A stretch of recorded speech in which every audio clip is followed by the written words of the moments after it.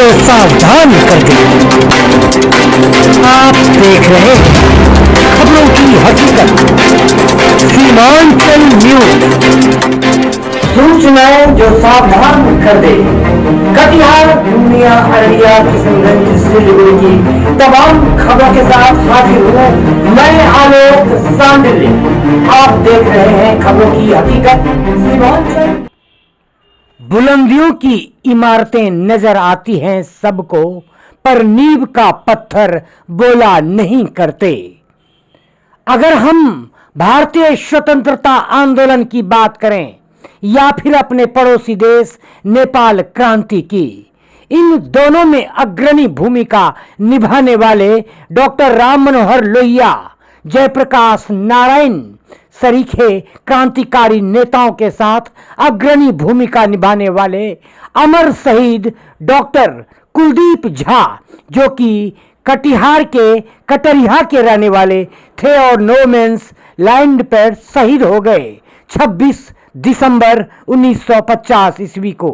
आइए मिलते हैं अमर शहीद डॉक्टर कुलदीप झा के पुत्रवत नवीन झा से। चाची से सिर्फ 2 दिन ही मुलाकात हुई।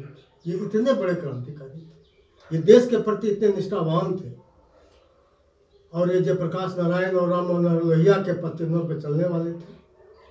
हमारी चाची कहती थी कि लोग हमें कहते थे कि तुम इतने गरीबी की हालत में रहते हो, फटे हाल में रहती हो, तुम्हारे पति इतने नामी ग्रामी आदमी हैं, इतना लोग उनको जानता है, इतने बड़े व्यक्ति हैं और तुम इस हाल में रहती हो।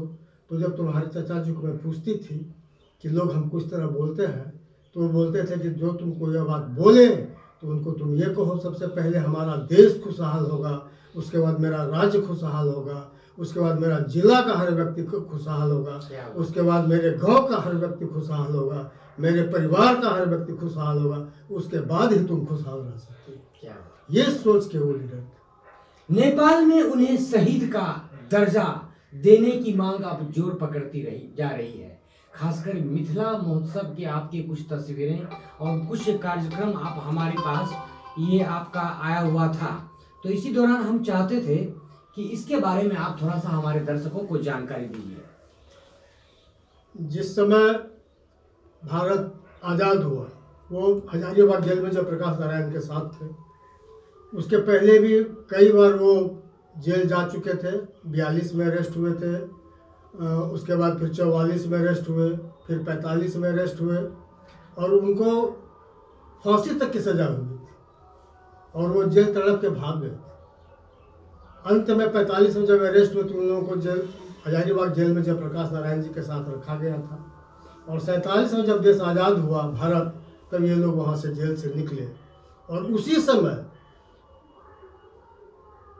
नेपाल में, पड़ोसी देश नेपाल में राणा शासक का बहुत तांडव था। राणा शाह का जी बहुत तांडव चल रहा था, जिसने कि उनके वहाँ राजतंत्र राजा को पदच्युत कर खुद वहाँ बागडोर संभाल लिया था और वहाँ के लोग उससे बहुत त्रस्त थे।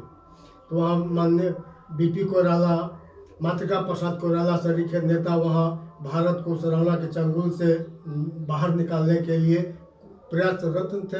जब भारत के क्रांतिकारियों का आह्वान किया गया, जब भारत आज़ाद हुआ तो उन्होंने जयप्रकाश नारायण और राम मनोहर लोहिया से रिक्वेस्ट किया कि मुझे आप अपना क्रांतिकारी को भेजें ताकि मैं इस राणा के चंगुल से नेपाल को आज़ाद करा सकूं।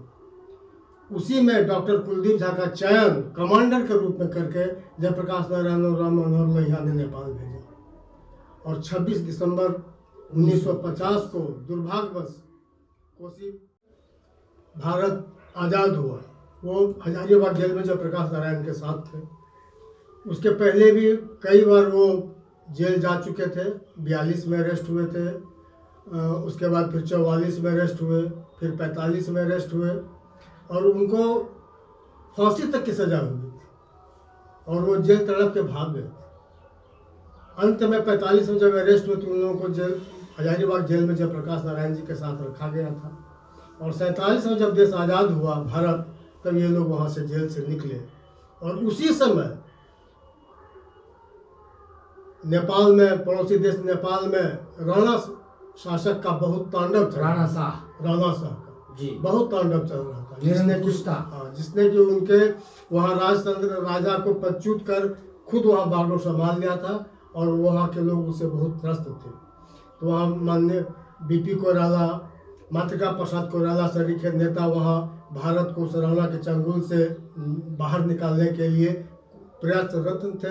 जब भारत के क्रांतिकारियों का आह्वान किया गया, जब भारत आज़ाद हुआ तो उन्होंने जयप्रकाश नारायण और राम मनोहर लोहिया से रिक्वेस्ट किया कि मुझे आप अपना क्रांतिकारी को भेजें ताकि मैं इस राणा के चंगुल से नेपाल को आज़ाद करा सकूं। उसी में डॉक्टर कुलदीप झा का चयन कमांडर के रूप में करके जयप्रकाश नारायण और राम मनोहर लोहिया ने नेपाल भेजा और 26 दिसंबर 1950 को दुर्भाग्यवश